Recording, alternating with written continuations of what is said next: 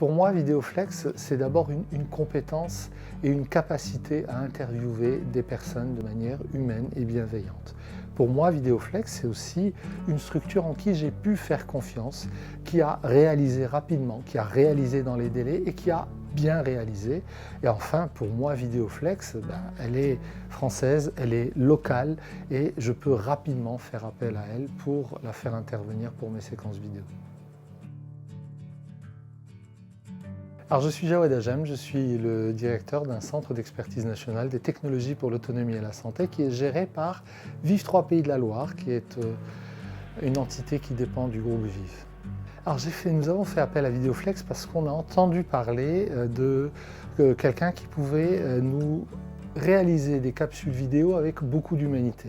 La séquence vidéo qu'on a demandée devait parler d'un dispositif qui est mis en place par le département de la Mayenne, qui concerne 800 personnes tous les ans, 800 personnes en situation de perte d'autonomie, qui sont accompagnées par des ergothérapeutes, par des techniciens pour accompagner leur maintien dans l'autonomie à domicile, leur adaptation du logement. Alors les grosses difficultés, c'est d'arriver à concilier l'humain, c'est-à-dire faire en sorte que l'image elle fasse passer de l'émotion, elle fasse passer de l'humanité, elle fasse passer de la bienveillance, et d'un autre côté, le technique et le technologique, c'est-à-dire montrer que c'est des technologies qui vont permettre à la personne d'être autonome, de montrer que finalement, la complexité du système, grâce à ce dispositif, elle est décomplexifiée et elle est simple parce que les personnes sont bien accompagnées. Je suis satisfait d'Vidéoflex pour plusieurs choses. Ça, on le retrouve dans le nom Vidéoflex parce qu'il y a eu beaucoup de flexibilité dans l'organisation et la réalisation des séquences vidéo. Il fallait tenir compte des disponibilités des personnes, il fallait se déplacer et il fallait se faire accepter. Donc ça, c'est le premier élément qui m'a garanti que le travail était bon.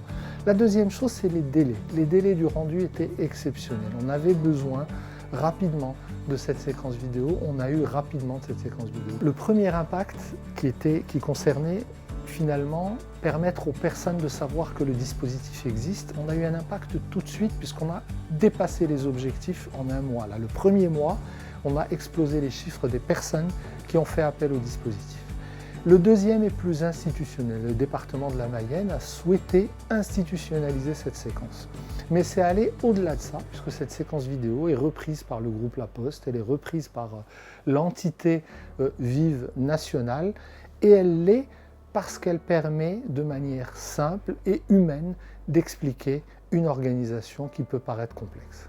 Alors le retour sur investissement par rapport à l'opérationnalité du projet, il est évident, puisqu'on a atteint nos objectifs du premier mois et je pense que cet outil-là va nous permettre encore de communiquer pour avoir plus de monde. Sur un plan économique, c'est aussi intéressant.